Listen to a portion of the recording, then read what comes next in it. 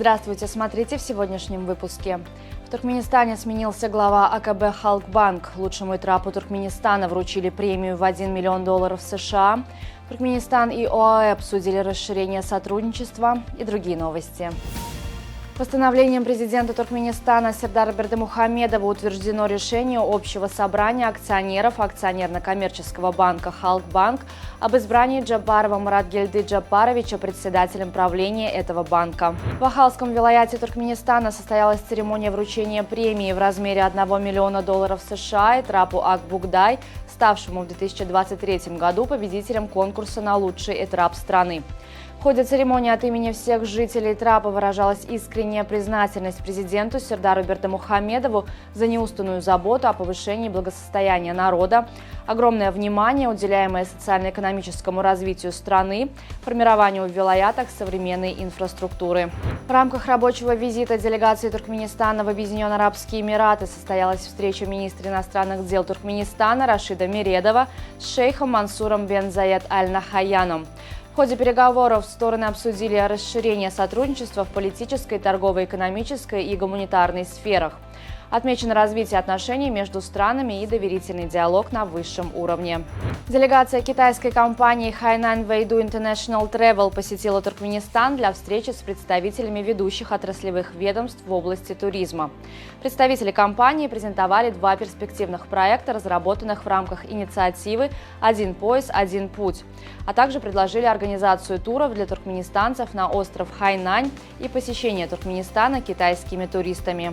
Посол Ирана в Туркменистане Али Моджтаба Рузбахани заявил о планах дальнейшего укрепления экономических связей между странами.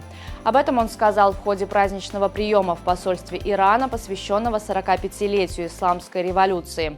По словам дипломата, Туркменистан является одним из главных партнеров Ирана в регионе.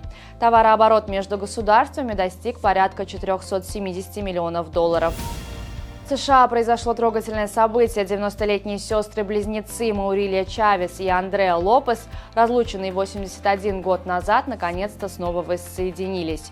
Их разлучили, когда им было всего по 5 лет. После смерти родителей девочек отправили жить в разные семьи.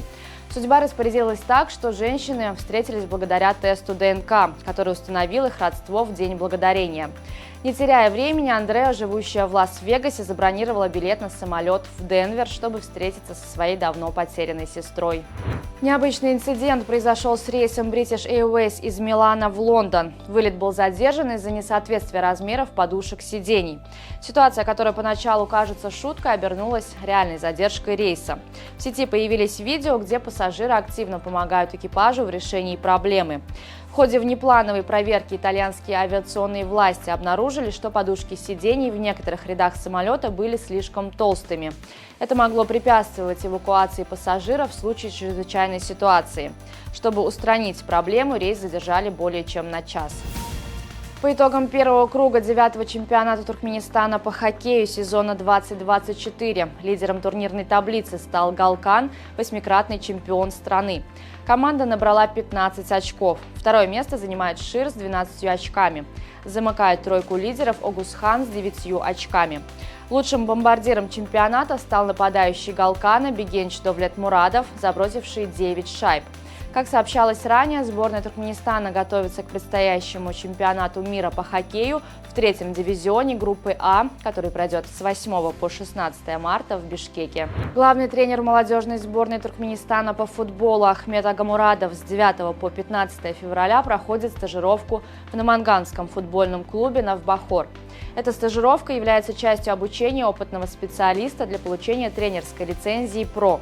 В течение недели Агамурадов будет изучать особенности подготовки молодых футболистов в Навбахоре, знакомиться с тренировочным процессом команд разных возрастов и обмениваться опытом с тренерским штабом клуба.